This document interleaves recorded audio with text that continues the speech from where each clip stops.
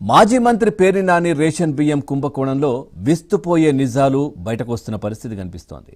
తాజా విచారణలో 7,577 బియ్యం బస్తాలు మాయమైనట్లయితే పూర్తిగా నిర్ధారణ అయింది. గతంలో ఇవి 3,708 బస్తాలని చెప్పి ఆ తర్వాత 2,500 బస్తాలని ఈ విధంగా వచ్చినప్పటికీ కూడా ఓవరాల్గా ప్రస్తుతం మనం చూస్తే కనుక 7,577 బస్తాలు తినేశారు.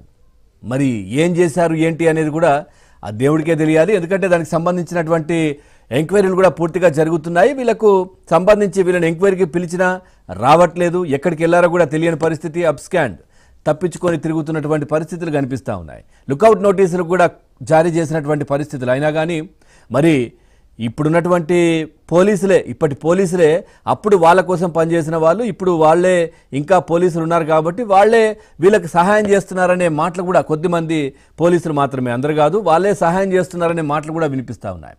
ఇక పూర్తిగా కూడా పేర్ని నాని భార్య జయసుధ కావచ్చు, గోడౌన్ మేనేజర్పై కేసు కూడా నమోదైనటువంటి పరిస్థితి కనిపించింది గతంలో.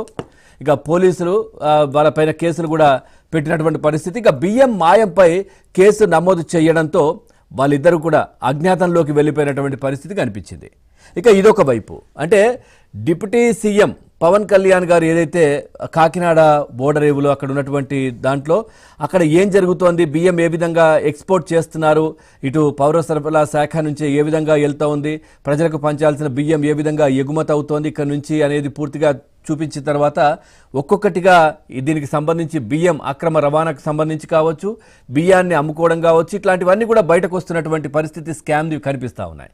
ఈ నేపథ్యంలోనే పేర్ని నాని కుటుంబం ముందుగానే జాగ్రత్త పడి మా దాంట్లో బియ్యం కనిపించట్లేదు, ఇంత పెద్ద ఎత్తున బియ్యం బస్తాలు కనిపించట్లేదు, దానికి 1,70,00,000 రూపాయలు మేము కట్టేస్తామని చెప్పేసి వాళ్ళే ముందుకు రావడం. ఎందుకంటే ఇటు పోలీసులు కావచ్చు, ఈ అధికారులు పట్టుకునే లోపు మేమే ముందుకెళ్తే అయిపోతుంది అనే ఆలోచన వాళ్ళు చేసినటువంటి పరిస్థితి కనిపించింది. కానీ అంత పెద్ద ఎత్తున మిస్ ఎట్లా అవుతుంది వీళ్ళు అమ్ముకోకుండా ఉంటే? ఖచ్చితంగా దీంట్లో ఏదో జరిగింది, ఏదో స్కామ్ చేస్తున్నారనే ఉద్దేశంతో పోలీసులు ఎంక్వైరీకి పిలవడం, కోర్టులు ఆదేశాలు ఇవ్వడం, అయినా కానీ వీళ్ళు తప్పించుకొని తిరగడం. ఈ విధంగా ఈ ఎపిసోడ్ ఒకటి. ఇప్పుడు కొత్తగా మరో మంత్రి, అప్పుడు ఆర్థిక శాఖ మంత్రిగా ఉన్నటువంటి బుగ్గన రాజేంద్రనాథ్ సంబంధించినటువంటి బంధువుల గోడౌన్లలో బియ్యం మాయమైనటువంటి పరిస్థితి. బేతంచెర్ల బఫర్ గోదాములో మాయమైనటువంటి 1,300 బస్తాలు.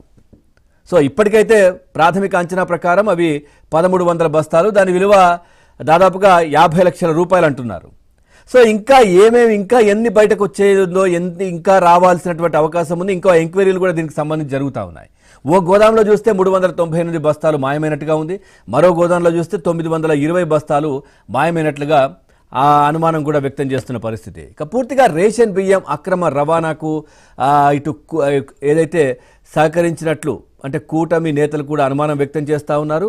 ముఖ్యంగా ఏదైతే కొడాలి నానికి సంబంధించినటువంటి చర్చ కూడా జరుగుతూ ఉంది. ఆయనే పౌర సరఫరాల శాఖ మంత్రిగా కూడా పనిచేసినటువంటి పరిస్థితి కనిపిస్తోంది. సో ఆయన కూడా గతంలో అసెంబ్లీ సాక్షిగా కూడా చాలా పరుష పదజాలంతో కూడా సన్న బియ్యం ఎవరిస్తా అన్నాడు అని ఇంకా ఎక్కువగా మాట్లాడినటువంటి పరిస్థితి, ఎవరిస్తా అని చెప్పారు అంటూ కూడా మాట్లాడారు ఆయన. ఇంకా చాలా ఘోరంగా మాట్లాడినటువంటి పరిస్థితి మనం ఇప్పుడు వాటికి సంబంధించి చెప్పుకోలేం. పూర్తిగా ఈ అక్రమ రవాణాకు ఎవరైతే ఈ మంత్రులందరూ ఉన్నారో, కొడాలి ఇది పేర్ని నాని కావచ్చు, లేదంటే బుగ్గన రాజేంద్రనాథ్ కావచ్చు, ఇంకా ఎవరెవరు బయటకు వస్తారో, గతంలో 5 సంవత్సరాలు జగన్మోహన్ రెడ్డి అధికారంలో ఉన్నప్పుడు వీళ్ళందరూ మంత్రులు. సో వీళ్ళ అక్రమాలు, ఇట్లాంటి ఎక్స్పోర్ట్ బిజినెస్లు అన్నీ కూడా బయటకు వస్తున్న పరిస్థితి కనిపిస్తూ ఉంది. సో వీళ్ళందరికీ కొడాలి నాని సహకరించారు, ఆ శాఖకు మంత్రిగా ఉన్నది ఆయనే అనే కామెంట్లు కూడా ఇప్పుడు వస్తున్నటువంటి పరిస్థితులు కనిపిస్తూ ఉన్నాయి. పూర్తిగా దీనికి సంబంధించి కొడాలి నాని మరి ఎటు వెళ్ళిపోయారు ఏంటి, బయట కనిపించట్లేదు, బయటకు రావట్లేదు, ఇంత జరుగుతుంది. ఆయన పనిచేసినటువంటి, ఆయన